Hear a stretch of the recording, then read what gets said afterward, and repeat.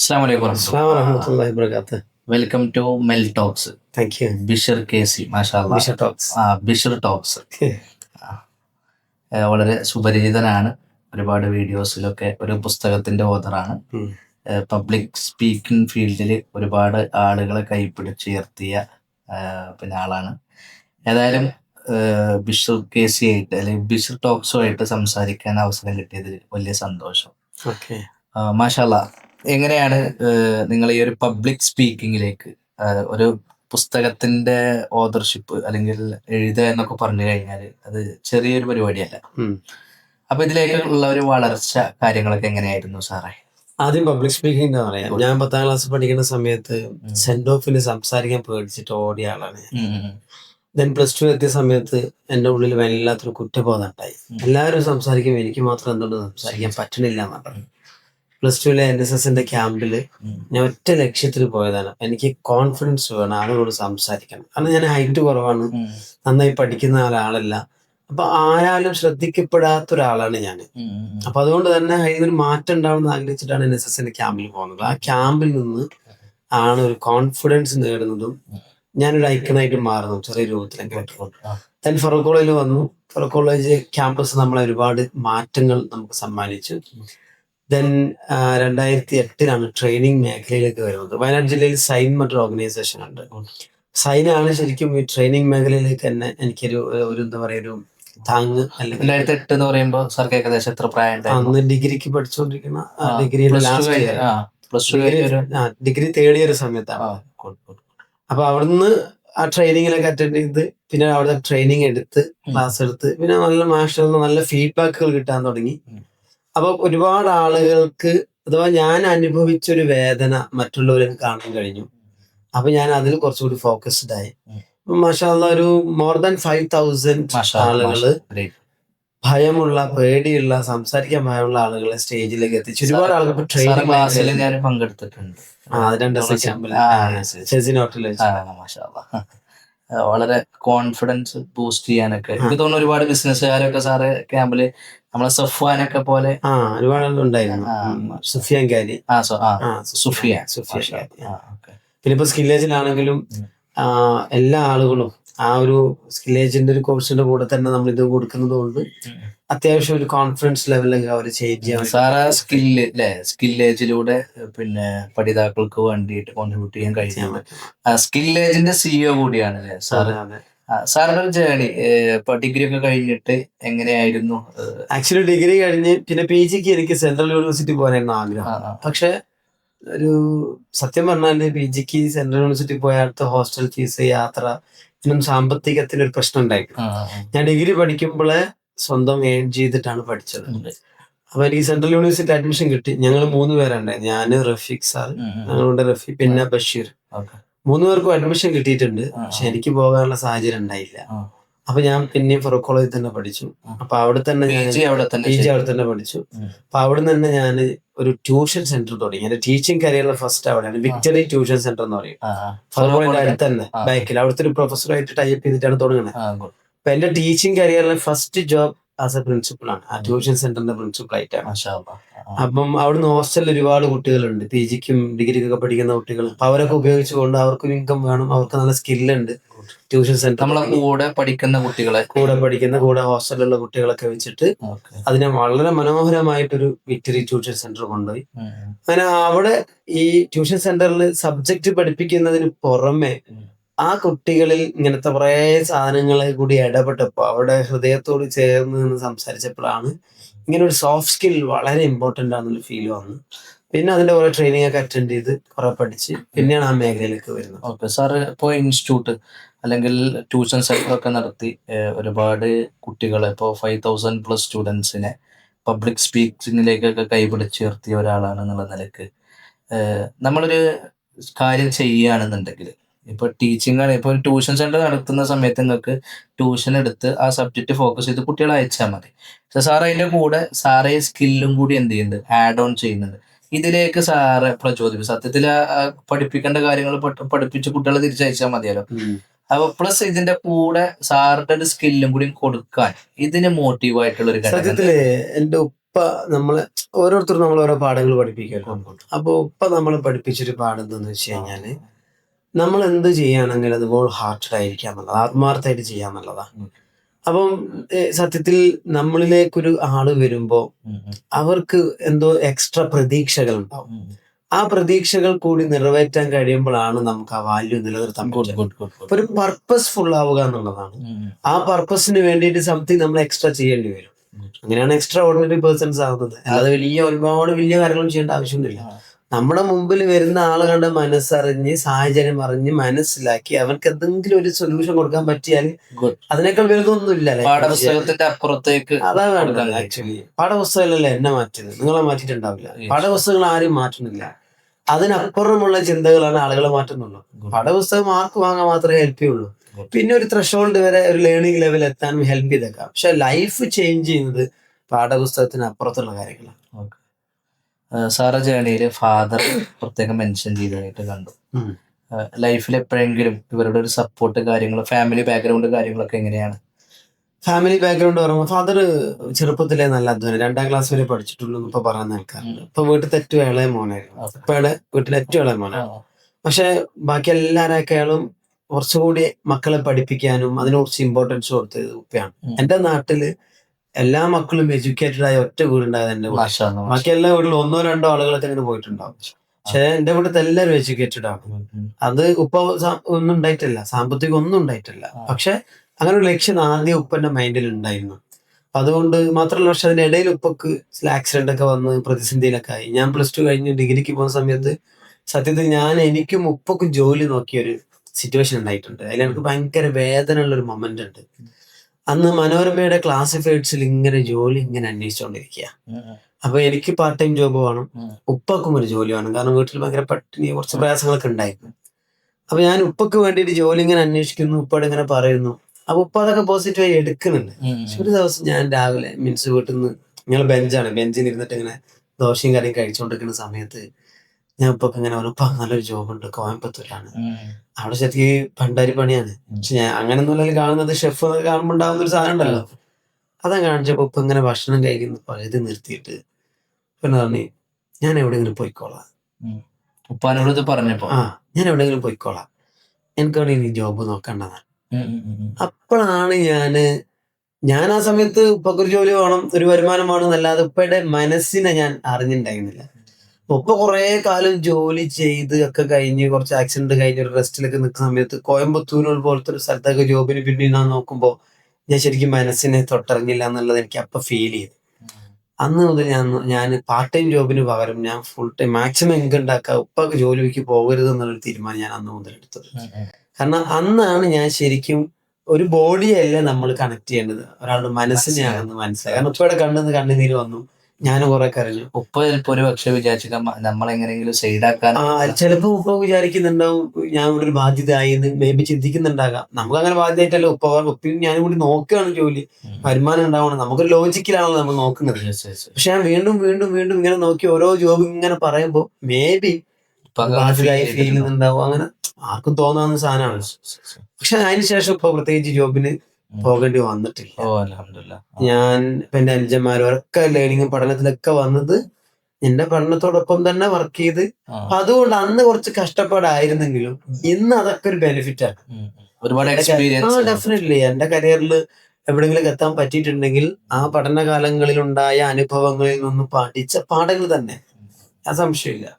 അപ്പോ കുട്ടികൾ പഠിച്ച് എക്സ്പീരിയൻസിൽ നിന്ന് പഠിക്കുന്നതിൽ അതിലുള്ള സക്സസിന് ഒന്നും കൂടി ഫ്രൂട്ട്ഫുൾ ആണ് എന്നുള്ള അഭിപ്രായം 100%. കാരണം എന്താണെന്ന് വെച്ച് കഴിഞ്ഞാല് ഞാൻ പലപ്പോഴും ചിന്തിക്കുന്നത് formal education can do nothing. Informal ആയിട്ട് സെൽഫായിട്ട് നമ്മൾ നേടിയെടുക്കുന്നതാണ് ശരിക്കും ഏതൊരു വിജയിച്ച ആളുകൾ നോക്കിയോ. സാഹചര്യങ്ങളിൽ നിന്ന് പഠിക്കുന്നുണ്ട്, അനുഭവങ്ങളിൽ നിന്ന് പഠിക്കുന്നുണ്ട്, പാളിച്ചകളിൽ നിന്ന് പഠിക്കുന്നുണ്ട്. അല്ലാതെ ടെക്സ്റ്റ് ബുക്കിൽ മാത്രം നോക്കിക്കഴിഞ്ഞാൽ നത്തിങ്. പാളിച്ച ഫെയിലിയർ എന്നുള്ളത് ഒരു പഠനമാണ് അല്ലേ? ഞാൻ പുസ്തകത്തിൽ പറഞ്ഞിട്ട് there is no failure but feedback only. There is no failure but feedback only. ഒന്നിനും നമ്മൾ ഫെയിലിയർ ആയിട്ട് കാണണ്ട, ഫീഡ്ബാക്ക് ആയി കണ്ടാൽ മതി. അപ്പൊ എല്ലാ ഫീഡ്ബാക്കും നമുക്കൊരു ലെസൺ ആണ്, അതിൽ എന്തെങ്കിലും പഠിക്കാനുണ്ടാവും. അപ്പൊ നമുക്ക് പെയിൻ ഇല്ല, ഫീലിംഗ് ഇല്ല, പ്രയാസമില്ല, മുന്നോട്ട് പോകാനുള്ള ഒരു സ്റ്റെപ്പിംഗ് സ്റ്റോൺ ആണ്. സാറ് പുസ്തകത്തിന്റെ അല്ലേ ന്യൂറോ കോഡ് മാഷാ അല്ലാ സാറെ പുസ്തകങ്ങൾ ഞാൻ ഒരുപാട് ആളുകൾ വായിച്ച് റിവ്യൂസ് ഒക്കെ പറയുന്നതായിട്ട് കണ്ടു. സാർ ഈ പുസ്തകം എഴുതാനുള്ള ഒരു പ്രചോദനം എന്തായിരുന്നു? പുസ്തകത്തിലെ പ്രചോദനം 2019 കോവിഡ് വന്ന സമയത്ത്, ഉം. അന്ന് എന്റെ വീഡിയോകളൊക്കെ അത്യാവശ്യം വൈറലായ ഒരു സമയമായിരുന്നു. പ്രത്യേകിച്ച് ഹിപ്നോട്ടിസം, സൈക്കോളജി റിലേറ്റഡ് കുറച്ച് വീഡിയോസ് ഒക്കെ. അപ്പൊ എനിക്ക് ഒരുപാട് കോള് വന്നു. കോവിഡ് എന്ന് പറയുമ്പോൾ എല്ലാ ആളുകളുടെ മൈൻഡിൽ ഒരു പാനിക് ഉണ്ടായി. സോഷ്യൽ മീഡിയയും ഒക്കെ പാനിക് ക്രിയേറ്റ് ചെയ്തിട്ടുണ്ട്. അപ്പോൾ ഒരുപാട് ആളുകൾ എന്നെ കോൾ ചെയ്തിട്ട് ടെൻഷനും പ്രയാസവും സങ്കടമൊക്കെ പറയുമ്പോൾ എല്ലാവരോടും സംസാരിക്കാനോ അത് ക്യൂർ ചെയ്യാനോ അല്ലെങ്കിൽ അവർക്ക് വേണ്ടി സമയം കൊടുക്കാനോ പറ്റുന്നില്ല. അന്നാണ് ഞാൻ അവർക്കൊരു സൊല്യൂഷന് വേണ്ടിയിട്ട് NLPയുടെ കോഴ്സ് ഞാൻ ഡിസൈൻ ചെയ്തു. അന്ന് ഓൺലൈൻ ഒരു കാലഘട്ടമാണല്ലോ. അപ്പൊ ഓൺലൈൻ റെക്കോർഡഡ് പ്രോഗ്രാം ഡിസൈൻ ചെയ്ത്, അപ്പൊ അതില് എനിക്കിപ്പോഴും ഓർമ്മയുണ്ട്, ആദ്യത്തെ കസ്റ്റമർ എന്ന് പറയുന്നത് ആലുവയിൽ നിന്നൊരു പെൺകുട്ടിയാണ്. ഡൈവേഴ്സ് ആണ്, രണ്ടാമത് കല്യാണം കഴിഞ്ഞു, ജീവിതത്തിൽ ആകെ മടുപ്പ് തോന്നുന്ന ഒരു അവസ്ഥയിൽ ഏതൊക്കെയോ കോഴ്സൊക്കെ എടുത്തതിന് ശേഷം എന്റെ നമ്പർ കണ്ടുവരുന്നത് വിളിച്ചതാക്കി. ഈ കോഴ്സ് ഞാൻ സെറ്റൊക്കെ ചെയ്തൊക്കെ റെഡിയായതിനു ശേഷം ഇത് വാലിഡിറ്റി നോക്കണമല്ലോ, ഇത് ഒരാൾക്ക് റിസൾട്ട് ഉണ്ടോ, വർക്ക് ആവുന്നുണ്ടോ എന്നൊക്കെ. അപ്പൊ ഞാൻ ഇവരോട് ഫീസ് ഒന്നും പറഞ്ഞില്ല. ഞാൻ പറഞ്ഞത് ഇതൊരു അടിപൊളി കോഴ്സാണ്, നിങ്ങളെ പ്രയാസം കണ്ടിട്ട് എനിക്കൊരു എന്താ പറയാ സങ്കടം തോന്നുന്നുണ്ട്, അതുകൊണ്ട് നിങ്ങൾ കേൾക്ക്, നിങ്ങൾക്ക് റിസൾട്ട് ഉണ്ടെങ്കിൽ നിങ്ങൾ പേയ്മെന്റ് തന്നാന്ന് പറഞ്ഞു. Recorded program. അവരത് കേട്ടു എന്ന് മാത്രമല്ല, അവർക്ക് നല്ല റിസൾട്ട് ഉണ്ടായി. അന്ന് സത്യത്തിൽ എനിക്ക് ആ ഒരു പെരുന്നാളിന്റെ തലേന്നാ. അന്ന് ഞാൻ ഹയർ സെക്കൻഡറിയിൽ ജസ്റ്റ് കയറിയിട്ടേ ഉള്ളൂ, സാലറി ഒന്നും ഇല്ല, സാലറി ഇല്ലാതെ വർക്ക് ചെയ്യുന്ന സമയം. പിന്നെ കോവിഡ് ഒരു സമയവും വേറെ ഇൻകം ഉണ്ടാക്കാനുള്ള വഴിയില്ല, കുറച്ച് പ്രതിസന്ധിയും കൂടി ആയിരുന്നു. പെരുന്നാളിന് വസ്ത്രം വാങ്ങണ്ടെന്നൊക്കെ ആലോചിച്ച് നിൽക്കുക, ആരും കടം വാങ്ങാന്നൊക്കെ ആലോചിക്കുമ്പോഴാണ് തലേ ദിവസം എനിക്ക് 5000 രൂപ അക്കൗണ്ട്. എനിക്കൊന്നും മനസ്സിലാവണില്ല. അന്ന് രാത്രി 12 മണിക്ക് അങ്ങനെ ഗൂഗിൾ പേയിൽ പൈസ 5000 വരുന്നത്. 2 ദിവസം കഴിഞ്ഞ പെരുന്നാളാണ്. പിറ്റേ ദിവസം രാവിലെ കാണാൻ ഒരു കോൾ ചെയ്തു. ഞാൻ ചോദിച്ചു എങ്ങനെയുണ്ട്, കോഴ്സ് എങ്ങനെ ഉണ്ട്? അടിപൊളിയാണ്, ഞാൻ ആ കോഴ്സിന് എത്ര വരട്ടാലും മതിയാവില്ല, എന്റെ ലൈഫിൽ ആകെ ചേഞ്ച് വന്നിട്ടുണ്ട്, ഞാനൊരു 5000 രൂപ എന്റെ സന്തോഷം ഇട്ടിട്ടുണ്ട്. അപ്പൊ എനിക്ക് ഉറപ്പായി ഒരാൾക്ക് ഇത്രയും റിസൾട്ട് ഉണ്ടെങ്കിൽ സക്സസ് ആവുന്നുണ്ട്. പിന്നെ നമ്മൾ സ്കൂളിന്റെ തിരക്കും ഇതൊക്കെ ആകുമ്പോൾ നമുക്ക് കോഴ്സ് അങ്ങനെ സെല് ചെയ്യാനൊന്നും പറ്റുന്നില്ല. അപ്പോഴാണ് ആ കോഴ്സിനെ ഒരു പുസ്തക രൂപത്തിലേക്ക് മാറ്റാൻ വേണ്ടി ശ്രമം നടത്തിയത്. അത് കുറച്ച് സമയമെടുത്ത്, കാരണം നമ്മൾ വലിയ എഴുത്തുകാരനൊന്നും അല്ലാത്തത് കൊണ്ട് സമയമെടുത്ത്. ആരെ സപ്പോർട്ട് ചെയ്തത്? പുസ്തകം എഴുത്തെന്ന് പറഞ്ഞു ഒരുപാട് എഫേർട്ട് എടുക്കാനുണ്ട്.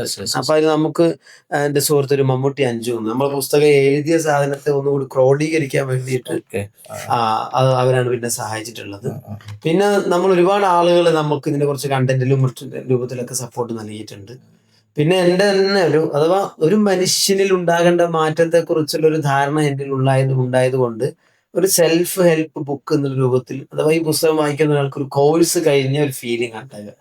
ആ രൂപത്തിൽ എത്ര ദിവസത്തെ ഒരു എഫേർട്ടാണ് ഈ പുസ്തകം? അങ്ങനെ ദിവസം കാൽക്കുലേറ്റ് ചെയ്യാൻ പറ്റില്ല, കാരണം ഒരു 5 വർഷം എന്തായാലും മൊത്തത്തിൽ എടുത്തിട്ടുണ്ടാവും. പക്ഷെ 5 വർഷം മുഴുവൻ ഇതല്ല, കുറച്ച് അങ്ങനെ ആയിട്ട്, പിന്നെ ചില ദിവസങ്ങൾ ഫുള്ള് തന്നെ ആയിട്ട്, കാരണം നമ്മൾ എക്സ്പെർട്ട് അല്ല. പിന്നെ ഒന്ന് തിരുത്തി, പ്രത്യേകിച്ച് ഈ കോഴ്സൊക്കെ വന്നിട്ട് ഞാൻ ഈ ഒരു കോഴ്സ് റെക്കോർഡ് ചെയ്തിട്ട് റെക്കോർഡ് മുഴുവൻ എന്തായി പോയി, ഒരു സ്റ്റുഡിയോന്ന് വീഡിയോ റെക്കോർഡ് ചെയ്യുന്നു. ഒരു 40-ലധികം വീഡിയോ ഉണ്ട്, ഒക്കെ എഡിറ്റ് ചെയ്യുന്നു. ഒക്കെ കഴിഞ്ഞതിന് ശേഷം ഞാൻ അത് ലോഞ്ച് ചെയ്യുന്നതിന് മുമ്പ് സ്റ്റുഡിയോയിൽ പോയിട്ട് ഞാൻ മുപ്പർക്ക് പേയ്മെന്റ് കൊടുക്കണം, റെക്കോർഡർ മൊത്തം എനിക്ക് വാങ്ങുമാണ്. ഞാൻ പോയപ്പോൾ ഇങ്ങനെ തല താഴ്ത്തി ഇങ്ങനെ കിടന്നുറങ്ങണം. ഞാൻ വിളിച്ച് എന്താന്ന് ചോദിച്ചു, എല്ലാം പോയടാന്ന്. അപ്പൊ എന്താ, അവന്റെ സിസ്റ്റം ആരോ ഹാക്ക് ചെയ്തു. അപ്പൊ സിസ്റ്റത്തിലുള്ള എല്ലാം പോയി. ഞാനിങ്ങനെ ആലോചിച്ച്, എന്റെ ഒക്കെ പോയി ശരിയല്ലേ, പക്ഷെ അവൻ സ്റ്റുഡിയോയിലാണ്, ഒരുപാട് കല്യാണ ഫോട്ടോസും വീഡിയോസും ഉണ്ട്, എനിക്ക് റീഷൂട്ട് ചെയ്യാം, കല്യാണം റീഷൂട്ട് ചെയ്യാൻ പറ്റില്ലല്ലോ. അപ്പൊ എന്നേക്കാൾ വലിയ സങ്കടത്തിലാണ് അവനുള്ളത്. ഞാൻ എന്റേത് കുഴപ്പമില്ല, ബാക്കിയുള്ള തിരിച്ചെങ്ങനെ എടുക്കാൻ പറ്റാതെ നീ നോക്കുന്നു പറഞ്ഞാൽ ഇറങ്ങി പോന്നു. പക്ഷെ അതുകൊണ്ട് എന്താ ഗുണം എന്ന് വെച്ച് കഴിഞ്ഞാല്, ഒരു തവണ നമ്മൾ റെക്കോർഡ് ചെയ്യുമ്പോൾ മുഴുവൻ പിക്ചർ കണ്ടിട്ടല്ല ചെയ്യാം, ഓരോ പാർട്ട് റെക്കോർഡ് ചെയ്യാം. പിന്നെ ഞാൻ ഒന്നുകൂടി കോഴ്സിൽ ഒരു മാറ്റം വരുത്തി മുഴുവൻ പിക്ചർ കണ്ടി രണ്ടാമത് റെക്കോർഡ് ചെയ്ത്, അതുകൊണ്ട് കുറച്ചുകൂടി ഈ കോഴ്സ് മനോഹരമായ ഒരു കോഴ്സായി ഞാൻ വിശ്വസിക്കുന്നു. വളരെ പോസിറ്റീവ് ആയിട്ടാണ് സംഗതി എടുത്തത്. അതെ, ആ പോസിറ്റീവ് എടുക്കാൻ കഴിഞ്ഞത് ഈ പുസ്തകത്തിന്റെ കണ്ടന്റ് ആണ്. അതാണ് NLP ഈ പുസ്തകം പറയണതാണ്. ലൈഫിൽ അങ്ങനെ എന്ത് പ്രതിസന്ധി വന്നു കഴിഞ്ഞാലും തവക്കലാക്കാനുള്ള ഒരു സാധനം ഈ പുസ്തകത്തിലുണ്ട്. ഇപ്പൊ അടുത്ത ഒരു വെച്ചിട്ടുണ്ട് പറഞ്ഞേ, ടിബിൻ നബിയിൽ പറയണ ഒരുപാട് കാര്യങ്ങൾ ഇതിനുണ്ട്. അപ്പൊ അതുപോലെ ഒരു മനുഷ്യനെ ഒരു മനോഹരമായ ദൈവഭക്തിയിലേക്കും ദൈവത്തിൽ സമർപ്പിക്കാനൊക്കെ സഹായിക്കുന്ന തരത്തിലുള്ള കണ്ടന്റൊക്കെ ഇതിൽ ഒരു ആധുനികമായ രൂപത്തിൽ നൽകിയിട്ടുണ്ട്. ബഷീർ ഖാസിയുടെ ന്യൂറോ കോഡ് എന്നുള്ള ഈ പുസ്തകം, ഇത് വായിച്ചു കഴിഞ്ഞാൽ ഒരാൾക്ക് അല്ലെങ്കിൽ അതിന്റെ എന്താ റീഡർ വായിച്ച ആൾക്ക് എന്ത് കിട്ടുമെന്ന് സിമ്പിൾ ആയിട്ട് ചോദിച്ചു കഴിഞ്ഞാൽ? ആക്ച്വലി ഒരു റീഡർ മനസ്സിരുത്തി വായിച്ച് ആക്ടിവിറ്റി ചെയ്ത് കഴിഞ്ഞാൽ ഒരു പോസിറ്റീവ് മൈൻഡ് സെറ്റ് അവനുണ്ടാവും. പോസിറ്റീവ് മൈൻഡ് സെറ്റ് എന്ന് പറയുമ്പോൾ പലപ്പോഴും നമ്മൾ അതിനെ വലിയ വാല്യൂ ചെയ്യുന്നില്ല. പക്ഷെ ഒരു മനുഷ്യൻ പോസിറ്റീവ് ആണോ, അവന് ഈ ലോകത്ത് ഒരുപാട് ഓപ്പർച്യൂണിറ്റീസ്. ഒരു മനുഷ്യൻ നെഗറ്റീവ് ആണോ, അവൻ ഈ ലോകത്ത് മുഴുവൻ ഒബ്സ്റ്റക്കിൾസ് ആയിരിക്കും, കാണുന്നതൊക്കെ ഒബ്സ്റ്റക്കിൾസ് ആയിരിക്കും. പോസിറ്റീവായ അവസരങ്ങൾ ജാലങ്ങൾ തുറക്കും. അപ്പൊ ഒറ്റൊരു കാര്യം ഞാൻ ഗ്യാരണ്ടി ആയിരുന്നു, അതിന് ഏറ്റവും വലിയ കാര്യമാണ് ഒരു പോസിറ്റീവ് മൈൻഡ് ഷിഫ്റ്റ് ഉണ്ടാവും, ഒരു ട്രാൻസ്ഫോർമേഷൻ ഉണ്ടാവും. അനാവശ്യമായ ടെൻഷൻസ്, ഫിയർ, ആങ്ഷൈറ്റി, പിന്നെ പ്രതിസന്ധികൾ വരുമ്പോൾ തകർന്നു പോവാൻ, ഇതിനൊക്കെ ഒരു മരുന്നായിട്ട് ഇതിൽ കണ്ടന്റ് ഉണ്ട്. പക്ഷെ ഇത് വായിച്ചാൽ മാറും, ഗുളിക കഴിച്ചാൽ മാറും എന്ന് പറയുന്ന മാതിരി മാറുമെന്നും ഞാൻ പറഞ്ഞില്ല. ഇത് ചെയ്ത് കഴിഞ്ഞാൽ അതിനുള്ള മാറ്റം ഉണ്ടായിട്ടുണ്ട്. പിന്നെ ഓരോ ആളുകൾ എങ്ങനെ വായിക്കുന്നു അതിനനുസരിച്ചാണ് റിസൾട്ട് ഉണ്ടാകുന്നത്. ബഷീർ സാർ ഈ പുസ്തകം എഴുതിയ സമയത്ത് ഒരാളുടെ വിജയത്തിന്റെ പുറകിൽ ഒരു സ്ത്രീ ഉണ്ടാകും എന്ന് പറയാം. അപ്പൊ സാറെ ആരെങ്കിലും സ്വാധീനിച്ചിട്ടുണ്ടോ? പുസ്തകത്തിന്റെ വിജയത്തിന്റെ പിന്നിൽ സ്ത്രീയുടെ അല്ല, ഒരാളുടെ സക്സസിന്റെ പുറകിൽ ഒരു സ്ത്രീ ഉണ്ടാകും എന്നുള്ള. സത്യത്തിൽ എന്റെ വിജയത്തില് പുസ്തകത്തിന്റെ നിന്നല്ല, എന്റെ ലൈഫിൽ എന്റെ വിജയത്തിൽ എന്റെ ഉമ്മയുടെ കരുത്ത് ഒരിക്കലും നമുക്ക് മറക്കാൻ കഴിയില്ല. കാരണം എന്താ വെച്ച് കഴിഞ്ഞാൽ അതെല്ലാവരുടെ ഉമ്മമാര് എന്ന് പറയുന്നതോടൊപ്പം എനിക്ക് എന്റെ ഉമ്മ കുറച്ചൊരു സ്പെഷ്യൽ ആയിട്ടാണ് ഫീൽ ചെയ്യാം. ഞാൻ പലപ്പോഴും രാത്രികളില് പിന്നെ ഇപ്പൊ ഫറൂഖ് കോളേജിൽ നിന്നാണെങ്കിൽ തന്നെ, മീൻസ് എന്റെ പഠന സമയത്താണെങ്കിൽ തന്നെ നമ്മൾ പലപ്പോഴും രാത്രികളിൽ കുറെ വൈകിട്ടായിരിക്കും വീട്ടിലൊക്കെ വരിക. ഇപ്പൊ എന്റെ നാട്ടിൽ ബസ് ഇറങ്ങിയിട്ട് ഇങ്ങനെ പോകുമ്പോൾ ഒരു ഇടവഴിയിലൂടെ ഇങ്ങനെ പോകാനുണ്ട്. ഇടവഴി എന്ന് പറഞ്ഞാൽ വലിയ റോഡ്, ചെറിയ റോഡിലൂടെ ഒറ്റ വീട്ടിലും വെളിച്ചുണ്ടാവില്ല. അപ്പൊ ഇരുട്ടത്ത് വേണ്ടി പോകാൻ രാത്രി 12 മണിക്കൊക്കെ വീട്ടിൽ കയറി ചെല്ലുകയാണെങ്കിൽ വീട്ടിന്റെ ഉള്ളിൽ ഒരു സ്ഥലത്ത് മാത്രം വെളിച്ചുണ്ടാവും. അവിടെ ഉമ്മന്റെ റൂമിലായിരിക്കും. ഉമ്മന്റെ റൂമിൽ ഇപ്പൊ കിടക്കുന്നതുകൊണ്ട് ലൈറ്റ് ഇടൂല. മറ്റു കോലയിന്റെ തൊട്ടപ്പുറത്തുള്ള റൂമിൽ ലൈറ്റ് ഇട്ടിട്ട് ഉമ്മ ഉണ്ടാവും, പത്രം വായിക്കുന്ന പോലെ. ചെവാടിയിരുന്ന് ഉറങ്ങിയിരിക്കും. അപ്പൊ ആ ഉറക്കം തൂങ്ങുന്നിടത്തില് പക്ഷെ ആ വന്നിട്ട് ചെരുപ്പ് അഴിച്ചിരുന്ന് ഒച്ച എടുക്കുമ്പോഴേക്കും ഉമ്മാർന്ന് ഉണരും. ഉണർന്നിട്ട് പിന്നെ നേരെ ഭക്ഷണം എന്താണോ വേണ്ടത്, എന്താ കഴിക്കാനുള്ളത്, അതിന്റെ പുറകിലേക്കാണ് അങ്ങോട്ട്. രണ്ടാമത് വീട്ടിൽ ആര് എന്ത് വിൽക്കാൻ വന്നാലും ഉമ്മ ആദ്യം ചോദിക്കുക വെള്ളം വേണോ, ഭക്ഷണം വേണോ. അപ്പൊ അതിന്റെ കാരണം എന്താ വെച്ച് കഴിഞ്ഞാൽ ഞാൻ +2 പഠിക്കുന്ന സമയത്ത് ഇതുപോലെ പല വീടുകളിലും പോയിട്ട് പുസ്തകം വിൽക്കാൻ വേണ്ടി പോയിട്ടുണ്ടായിരുന്നു. ഓരോ വീടുകളിൽ നിന്നും നമ്മളെ ആട്ടി ഓടിക്കുന്നതും നമ്മളെ മുഖവിലക്കെടുക്കാത്തതും നമ്മളോട് നന്നായി പെരുമാറി, ഇതൊക്കെ ഉമ്മയോട് പറയും. അപ്പൊ ഉമ്മക്ക് ഓരോരുത്തർ വരുമ്പോൾ ഞാൻ നടന്ന സമയത്തുള്ളൊരു ഫീലിംഗ് ആണ് ഉമ്മക്ക് ഉണ്ടാവുക. അപ്പോ ഏതൊരു പ്രതിസന്ധിയിലും ഉമ്മയുടെ മുഖം മനസ്സിലാകുമ്പോൾ നമുക്കൊരു എനർജി കിട്ടും. അതൊരു പ്രത്യേക ഒരു എനർജിയാണ്. അപ്പൊ തീർച്ചയായിട്ടും ഇതിന്റെ പിന്നിലെ കരുത്ത് അല്ലെങ്കിൽ സ്ത്രീ എന്റെ വിജയത്തിന്റെ പിന്നിലെ കരുത്ത് ആരാന്ന് വെച്ചാൽ അത് ഭാര്യയാണെന്ന് പറയാറുണ്ട് പലരും.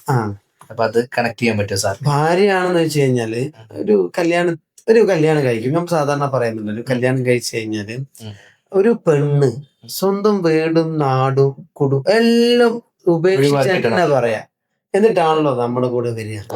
അപ്പൊ ആ വരുന്ന സമയത്ത് നമ്മളെ വീട്ടിലെ ഇപ്പൊ എന്റെ സംബന്ധിച്ചത് എന്റെ ജ്യേഷ്ഠൻ, എന്റെ അനുജൻ, എന്റെ പെങ്ങള്, എന്റെ ഉമ്മ, ഇതൊക്കെ എന്റെ ഉമ്മയാണ്. അവൾക്കും അവളുടേതായി മാറേണ്ടി വരുന്ന സാഹചര്യമാണ്. ശരിക്കും അത് ഹൃദയം കൊണ്ടോ മനസ്സുകൊണ്ടോ അങ്ങനെയാണെന്ന് പൊതുവെ നമുക്ക് പറയാൻ പറ്റില്ല.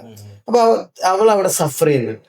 ആ സഫറിങ്ങിന്റെ കൂടെയാണ് നമ്മൾ ഒരുപാട് ജോലിയും തിരക്കും, അതിന്റെ ഇടയിൽ പുസ്തകം എഴുത്ത്, അത് ഇത് class, night busy, full busy, meeting, ഇങ്ങനെയൊക്കെ ഉണ്ടാവുമ്പോ ഷീ സഫറിങ്. ആ സഫറിങ് എക്സ്പോസ് ചെയ്യാണ് എങ്കിൽ ഒരിക്കലും ഒന്നും ചെയ്യാൻ പറ്റൂല. അപ്പൊ അത് നന്നായി സാക്രിഫൈസ് ചെയ്ത് സഫർ ചെയ്ത് നമുക്ക് കൂടെ നിന്ന് നമുക്ക് സപ്പോർട്ട് ചെയ്തതുകൊണ്ടാണ് സത്യത്തിൽ ഇതൊക്കെ നമുക്ക് ചെയ്യാൻ പറ്റുന്നത്. നമ്മള് ഒരു മോർണിംഗ് ടു ഈവനിങ് ജോലി ചെയ്ത് കഴിഞ്ഞ് പിന്നെ വീട്ടിൽ തന്നെ നിൽക്കണം എന്നുള്ള സാഹചര്യം ആണെങ്കിൽ ഒരിക്കലും നമുക്ക് പറ്റൂല. അപ്പം ഇതിന്റെ പിന്നിൽ ഉറപ്പായിട്ടും അവരുടെ ആ ഒരു സഹനം അല്ലെങ്കിൽ ഒരു കരുത്ത് തീർച്ചയായിട്ടും ഉണ്ട്, ആ സംശയം. അപ്പൊ പലപ്പോഴും ഞാൻ ചിന്തിക്കുന്നത് വെച്ച് കഴിഞ്ഞാൽ നമ്മൾ ഭാര്യമാരെ കുറിച്ച് പലപ്പോഴും ആണുങ്ങൾ ഇങ്ങനെ ഒരുമിച്ച് കൂടുമ്പോൾ പറയുന്നത് ഭാര്യമാരെ കുറിച്ച് കുറ്റാ പറയാ. ഒന്ന്, എന്തൊരു ചൊറയാല്ലേ, ഒരു ഫോണ് വന്നാല് ഒരു ചൊറയാന്ന് പറയും, ശരിയല്ലേ? രണ്ടാമത് തിരക്കിട്ട് പോകുമ്പോ എങ്ങോട്ടൊക്കെ പോകുന്ന സ്ഥിരമുള്ള ഭാര്യന്റെ അല്ലേ അവിടെ ഉള്ള, ഇങ്ങനെ ചോദിക്കും, ശരിയല്ലേ? അപ്പൊ ഭാര്യമാരെ എപ്പോഴും ഇകഴ്ത്തി അവൾ എപ്പോഴും വെറുപ്പിക്കുന്ന, ഇടങ്ങാറാക്കുന്ന ഒരു ചൊറ എന്ന് പറയുന്ന രൂപത്തിലാണ് ആളുകൾ കാണുന്നത്. സത്യത്തിൽ അവരെ വീട്ടിന്റെ ഉള്ളിൽ തളച്ചിട്ടിട്ട് നമുക്ക് വേണ്ടിയുള്ള ഭക്ഷണം ഒക്കെ ചെയ്ത് തന്ന്, ഈവൻ നമ്മൾ ഭക്ഷണം കഴിച്ചാൽ നമ്മളെ പാത്രം പോലും നമ്മൾ കഴുകൂല, എടുത്തു പോലും വെക്കൂല. അതെടുത്ത് കഴുകിയിട്ട് നമുക്ക് വീണ്ടും ഇട്ട് തരുന്ന ആളെ കുറിച്ച് നമ്മൾ ആണുങ്ങൾ കൂടുമ്പോൾ പിന്നെയും കുറ്റാ പറയുന്നത്. ശരിക്കും അവരെ മനസ്സിലാക്കുന്നില്ല. അവരൊരു മനുഷ്യനാണ്, അവർക്ക് ഇമോഷൻസ് ഉണ്ട്, അവർക്ക് സ്വപ്നങ്ങളുണ്ട്, അവർക്ക് ആഗ്രഹങ്ങളുണ്ട്, അവർക്ക് യാത്ര പോകാനുണ്ട്. ഇതൊന്നും നമ്മൾ പരിഗണിക്കില്ല, എന്നിട്ട് നമ്മൾ കുറ്റപ്പെടുത്താൻ എല്ലാം ഒഴിവാക്കിയാണ് നമ്മൾ കൂടെ നിൽക്കുന്നത്. അപ്പൊ അവര് ആ ഒരർത്ഥത്തിലുള്ള സപ്പോർട്ട് നമ്മൾ ഉൾക്കൊള്ളുന്ന. സാർ ഇപ്പോൾ സ്കില്ലേജ് അക്കാദമിയുടെ CEO ആണ്. ഒരുപാട് ക്ലാസ്സുകളൊക്കെ ആയിട്ട് ഇങ്ങനെ മുന്നോട്ട് പോകുന്ന സമയത്ത് ഫാമിലി ലൈഫ് എങ്ങനെയാണ് സാറ് ബാലൻസ് ചെയ്യാറുള്ളത്? ഫാമിലി ലൈഫ് സാധാരണ നമ്മൾ പറയാറുണ്ട് വർക്ക് ലൈഫ് ബാലൻസ് എന്ന് പറയാറുണ്ട് അല്ലേ. ഞാൻ അതിന് എതിരാണ്. കാരണം ലൈഫ് എന്ന് പറയുന്നത് ഫാമിലിയിലുള്ളതും ലൈഫാണ്, വർക്കിംഗ് പ്ലേസിലുള്ളതും ലൈഫാണ്, ഒക്കെ ലൈഫായിട്ട് ഞാൻ കാണുന്നത്. വീട്ടിലെത്തിയാൽ ഒരു ലൈഫ്, ഇവിടെ എത്തിയാൽ ലൈഫ്, അങ്ങനെയില്ല. നമ്മൾ വർക്കിംഗ് പ്ലേസിൽ എൻ്റെ ലൈഫാണ്, എൻ്റെ ജീവിതമാണ് അവിടെ. ഞാൻ അവിടെ ജീവിച്ച് തീർക്കുമ്പോൾ ഒരുപാട് നല്ല നല്ല കാര്യങ്ങൾ ചെയ്യുന്നു. അപ്പൊ അതേ സാധനം വീട്ടിലെത്തുന്ന സമയത്തും, വീട്ടിലെത്തി കഴിഞ്ഞാൽ പിന്നെ വർക്കിന്റെ പ്രഷർ അത് ഇതൊന്നും ഞാൻ വീട്ടിൽ കൊണ്ടുപോകില്ല. 4 മക്കളുണ്ട്, അതുകൊണ്ട് തന്നെ ഭയങ്കര ഹാപ്പിയാണ്. അവരെന്നെ ഇങ്ങനെ കാത്തുനിൽക്കുന്നുണ്ടാവും. അപ്പൊ ഞാൻ അവിടെ എത്തിക്കഴിഞ്ഞാല് ഫുൾ അവരോട് കൂടെ ഉണ്ടാകുക. മൊബൈൽ ഫോണിൽ റീല് കണ്ട് സമയം കഴിയുക, രാത്രി സമയങ്ങളിൽ. ഈവൻ ഞാൻ പറയില്ല, ഈ വേൾഡ് കപ്പ് പോലും ഞാൻ കണ്ടിട്ടില്ല. വേൾഡ് കപ്പിൽ എനിക്ക് ഫുട്ബോളൊക്കെ ഭയങ്കര ക്രേസാണ്, ഇഷ്ടമാണ്. പക്ഷെ എന്താ പ്രോബ്ലം എന്ന് വെച്ചാൽ ഞാൻ ഇപ്പൊ കുറച്ച് ബിസിയാണ്. പിന്നെ ഞാൻ സാക്രിഫൈസ് ചെയ്യേണ്ട മക്കളോടൊപ്പമുള്ള സമയം സാക്രിഫൈസ് ചെയ്തിട്ട് വേണം ഏത് കാണാൻ, ഫുട്ബോൾ കാണാൻ. അത് വേണ്ടെന്ന് വെച്ചിട്ട് ഞാൻ അത് കാണാതെ അവരുടെ കൂടെ ചെലവഴിക്കുകയാണ്. അപ്പൊ നമ്മൾ എന്ത് വർക്ക്, എന്ത് ബിസി ആണെങ്കിലും അവരുടെ കൂടെയുള്ള സമയത്തെ ക്വാളിറ്റി ടൈമായിട്ട് മാറ്റി അവരുടെ കൂടെ നിൽക്കുകയാണെങ്കിൽ, സ്പെൻഡ് ചെയ്യുകയാണെങ്കിലും പ്രോബ്ലം ഇല്ല. കാരണം കുറെ സമയം ഉണ്ടാവുക ഉള്ള സമയം മാക്സിമം അവർക്കും നമുക്കും ഹാപ്പി ആവുക എന്നുള്ളതാണ്. അപ്പൊ ട്രെയിനർ എന്നുള്ള രൂപത്തിൽ പിന്നെ മക്കളുമായിട്ട് അല്ലെങ്കിൽ പാരന്റ്സിന് കൊടുക്കുന്ന ഒരു സജഷൻ എന്തായിരിക്കും എന്ന് ചോദിച്ചാൽ സാർ എന്തായിരിക്കും മറുപടി പറയാ? പാരന്റിങ് റിലേറ്റഡ് ആണ്. ഇപ്പൊ പാരന്റിങ്ങില് ഓരോ മക്കളും വ്യത്യസ്തരാണ്, ഓരോ പാരന്റും എൻ്റെ ഡിഫറെന്റ് ആണ്, ഓരോ സാഹചര്യം വ്യത്യസ്തമാണ്. ഇപ്പൊ എന്റെ പാരന്റിങ് സ്റ്റൈലും എന്റെ മക്കളുടെ സാധനം വെച്ചിട്ട് ഇതേപോലെ ചെയ്യണമെന്ന് പറഞ്ഞാൽ വേണ്ടി പറ്റൂല. എങ്കിൽ പോലും ഒരു കോമൺ സാധനം എന്താന്ന് വെച്ച് കഴിഞ്ഞാല്, ഞാൻ എന്റെ ലൈഫിൽ കൊണ്ടെടുക്കുന്ന 2-3 പോളിസികളുണ്ട്. ഒന്ന്, എന്റെ മക്കളാണ് എന്നതിലുപരി അവരൊരു ഇൻഡിവിജ്വലാണ്, അവരൊരു വ്യക്തിത്വം ഉണ്ട്, അവർക്കൊരു ലൈഫ് ഉണ്ട്, അവർക്കൊരു സ്വപ്നങ്ങൾ ആഗ്രഹങ്ങളൊക്കെ ഉണ്ട്. അതിനേക്ക് അവരെ ഡെവലപ്പ് ചെയ്യാന്നുള്ളതാണ്. അതുകൊണ്ട് എനിക്ക് അവരുടെ മേഖലയിൽ അവർ ഭാവിയിൽ ഇങ്ങനെ ആവണം, അതാവണം, ഇതാവണം എന്നുള്ള ഒരു കോൺക്രീറ്റ് സാധനം എനിക്കില്ല. ഒരു നല്ല മനുഷ്യനാവണം എന്ന് ആഗ്രഹമുണ്ട്.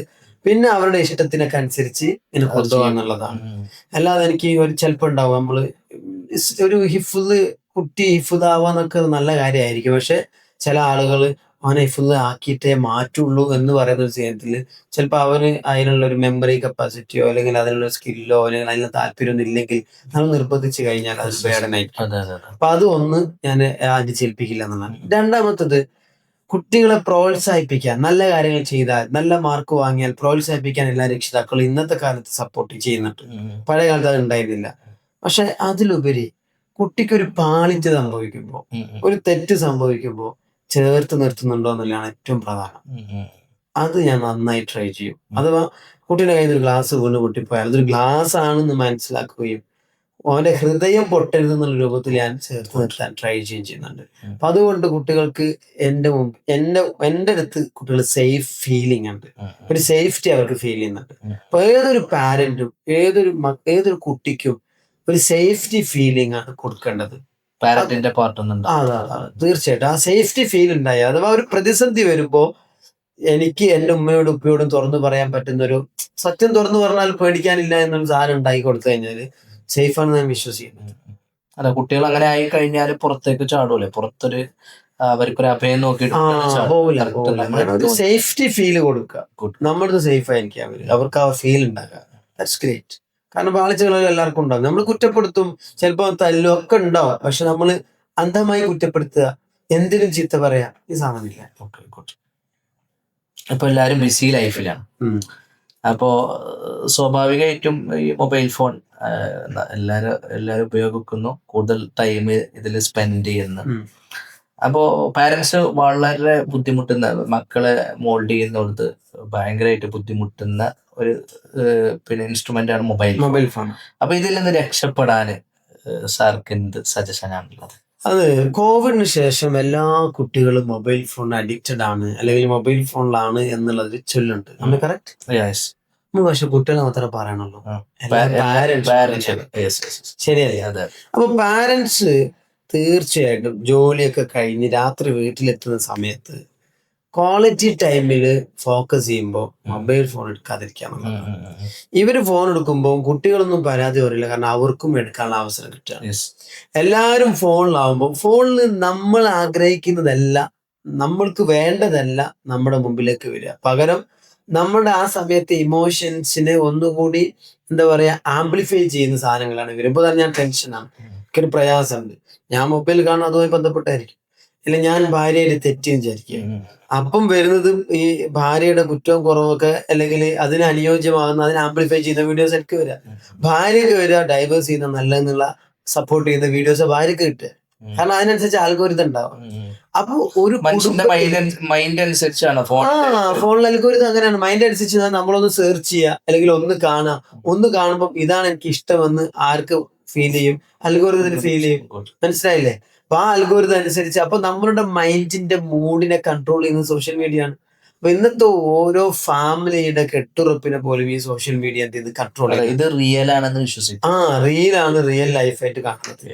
ഓരോ സ്ത്രീകളും ഓരോ വീട്ടമ്മമാരും വേറൊരു സ്ത്രീയുടെ ലൈഫും പോസ്റ്റുകളും ഒക്കെ കണ്ടിട്ട് വീട്ടിലെ ഭർത്താവിനെ കമ്പയർ ചെയ്യും, സാഹചര്യത്തെ കമ്പയർ ചെയ്യും. ഈ കമ്പാരിസൺ പ്രോബ്ലം ഉണ്ടാക്കാണ്.